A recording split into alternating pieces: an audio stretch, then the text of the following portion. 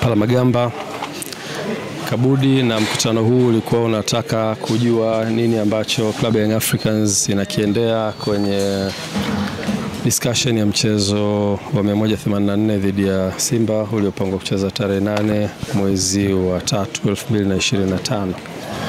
Uongozi wa Club ya Young Africans pamoja na ukiwa umeambatana na excom wake wote pamoja na mtendaji mkuu uliweza kukutana na Mheshimiwa Waziri na Mheshimiwa Naibu Waziri, Mheshimiwa Katibu Mkuu, Mheshimiwa Naibu Katibu Mkuu na mwenyekiti wa Baraza la Michezo la Taifa kwa ajili ya kujadili kitu ambacho kilitokea.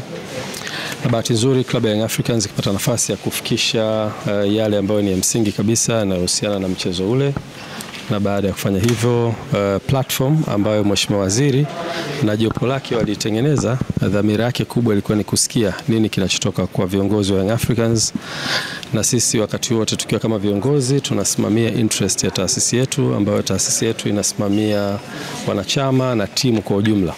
Kwa hiyo tulikwenda kufikisha ujumbe wetu unaohusiana na position yetu kama taasisi, lakini pia Mheshimiwa Waziri na timu yake wakatusikiliza kwa kirefu, wakapata nafasi ya kuuliza maswali, kutaka kujua, na tuliweza kufikisha ujumbe wetu vizuri.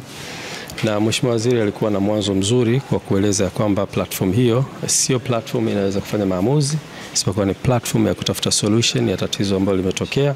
Kwa hiyo alikuwa anataka kujifunza kutoka kwa Young Africans nini hasa kinachowasibu na nini position yao. Kwa hiyo tumeweza kufikisha yote ambayo tunastahili kuyafikisha kama viongozi, ambayo yanabeba ujumbe wa kamati ya utendaji, lakini ujumbe wa wanachama wetu na wapenzi na mashabiki waliokuwepo nchi nzima.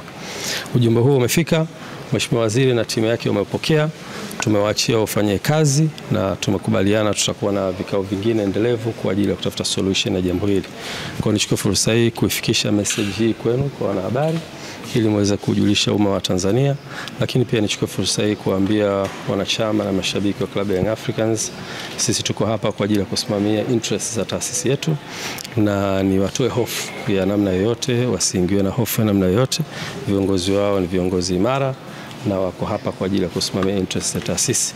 Kwa hivyo wakae kwa kutulia, na solution itakapopatikana tutaweza kurudi kwao na kuwajulisha. Nashukuru sana waandishi wa habari.